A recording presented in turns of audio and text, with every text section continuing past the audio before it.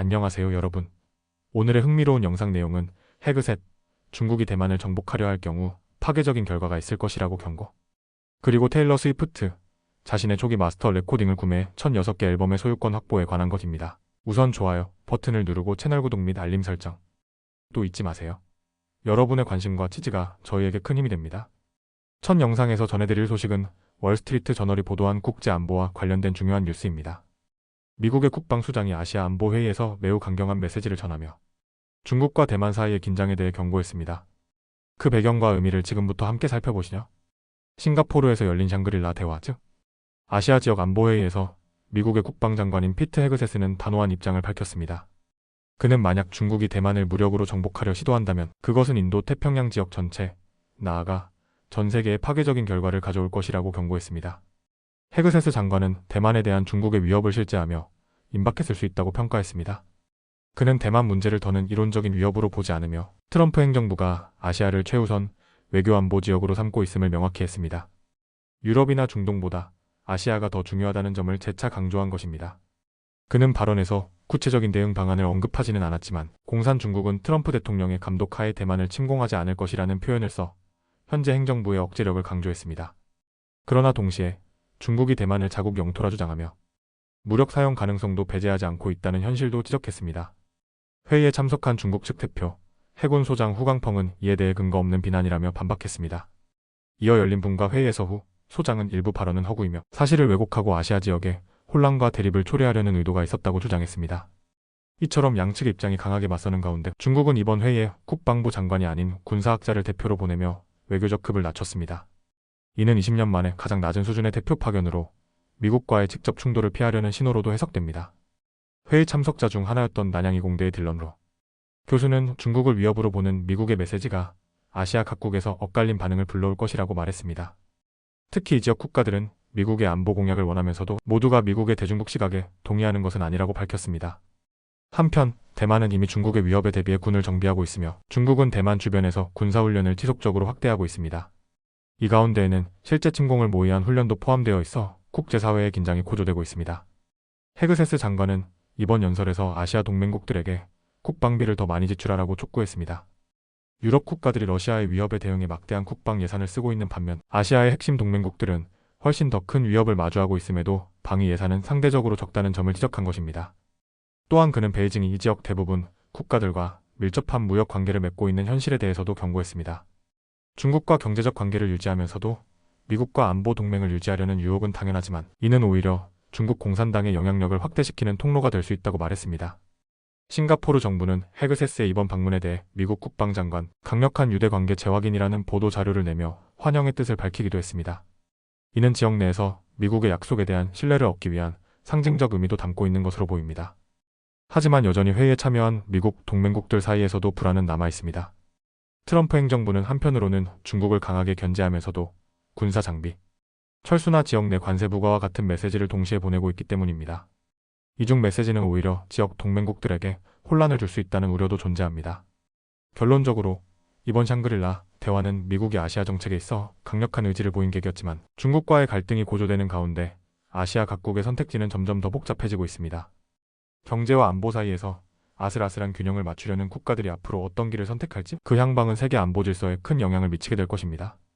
다음 영상은 월스트리트 저널이 보도한 테일러 스위프트의 큰 승리에 대해 이야기해보려 합니다. 오랜 세월을 거쳐 마침내 자신이 만든 음악을 되찾은 테일러 스위프트의 이야기는 단순한 엔터테인먼트 뉴스를 넘어서 예술가의 권리와 산업 구조에 대한 대중적 인식을 바꾼 역사적인 순간으로 기록되고 있습니다. 지난 5월 30일 테일러 스위프트는 공식적으로 자신의 초기 마스터 음원들을 다시 소유하게 됐다고 발표했습니다. 그녀는 투자회사 샴록으로부터 자신이 직접 만든 1006개 앨범의 마스터 레코딩을 인수했습니다.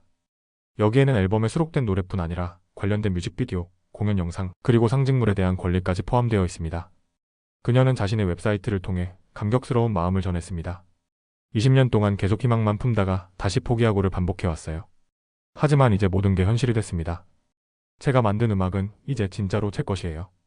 이 한 문장은 아티스트의 자율성과 정체성, 그리고 오랜 투쟁의 종착지를 보여주는 상징적 표현입니다. 이 사건은 단순히 개인의 음악 소유권을 되찾은 사례를 넘어 전 세계 음악 산업에 큰 파장을 일으켰습니다.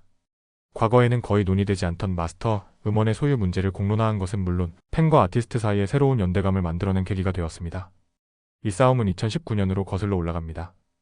유명 매니저 스쿠터 브라운이 스위프트의 첫 소속사였던 빅머신 레이블을 인수하며 그녀의 마스터 음원도 함께 소유하게 된 것입니다. 이에 대해 스위프트는 강하게 반발했습니다. 그녀는 브라운과의 신뢰 부족을 이유로 샴록과의 협상도 일단 보류한 바 있었습니다. 당시 브라운은 저스틴 비버, 아리아나 그란데, 그리고 스위프트와 오래 불화했던 카니에 웨스트 등 유명 스타들과도 일해온 인물입니다. 결국 브라운은 이 음원을 샴록에 넘겼고 시간이 흐른 뒤 스위프트는 다시 이 음원을 직접 인수하게 된 것입니다.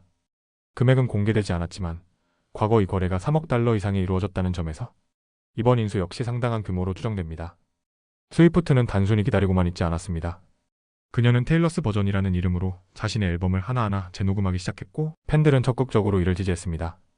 필러스, 레드, 스피크 나우, 1989와 같은 앨범들이 새롭게 탄생했고 이 재녹음 버전은 스트리밍과 판매에서 오히려 원곡보다 더 큰 성공을 거두었습니다.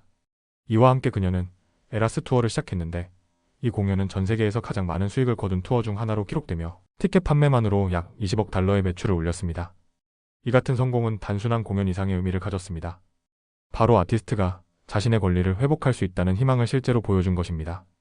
스위프트는 이번 성과를 계기로 팬들에게 깊은 감사를 전하며 새로운 세대의 아티스트들이 계약서에 처음부터 마스터 음원 소유 조항을 포함시키고 있다고 밝혔습니다.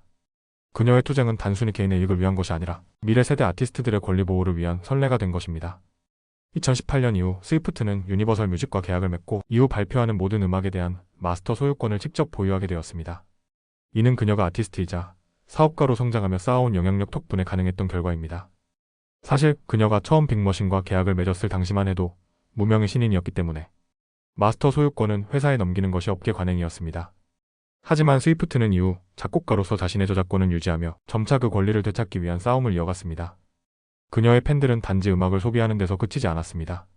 재녹음된 테일러스 버전을 스트리밍하고 구매하고 소셜미디어를 통해 지지하며 하나의 문화 현상을 만들어냈습니다. 또한 기존 곡과는 다른 신곡이나 미공개 트랙이 포함된 재녹음 앨범은 새로운 팬층까지도 끌어들이는 데 큰 역할을 했습니다. 이 전략은 효과적이었습니다. 월스트리트 저널의 분석에 따르면 그녀의 재녹음 앨범들은 원곡보다 3배 더 많은 스트리밍 수치를 기록했습니다. 특히 2023년에 발매된 1989의 재녹음 앨범은 2014년 오리지널보다 첫 주 판매량이 더 많았고 각종 음원 차트를 장악했습니다. 결국 테일러 스위프트의 이번 행보는 단순한 개인적 복수가 아닙니다. 이는 음악 산업에서 아티스트의 권리가 어떻게 제도적으로 보호받아야 하는지를 보여주는 상징적인 사례입니다. 아울러 팬들이 단순한 수동적 소비자가 아니라 아티스트의 미래를 함께 만들어갈 수 있는 강력한 존재임을 입증한 사례이기도 합니다. 이처럼 소개해드린 이야기는 월스트리트 저널의 보도를 바탕으로 재구성한 것입니다. 내가 만든 모든 음악은 이제 내 것이다 라는 테일러 스위프트의 선언이 전 세계 수많은 아티스트들에게 어떤 울림을 줄 수 있을지 그 영향력은 앞으로도 오래 이어질 것입니다. 오늘은 여기까지입니다. 다음 영상에서 더 유익하고 흥미로운 내용으로 찾아뵙겠습니다. 이 영상은 투자 의견이 아닙니다.